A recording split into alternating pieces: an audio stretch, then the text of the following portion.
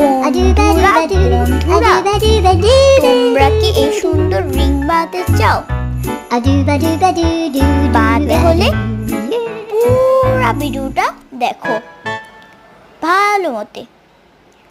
প্রথমে এরকম পৃষ্ঠা অথবা কাগজ নিয়ে নিবা, মানে যেরকম হোক কাগজ। সাইডে কিন্তু খালি থাকতে হবে, ঠিক আছে? দেন সাইড বরাবর তোমাদেরকে কেটে যেতে হবে। কেচি আছে না, কেচি দিয়ে সাইড বরাবর কেটে নিবা একদম ঠিকভাবে।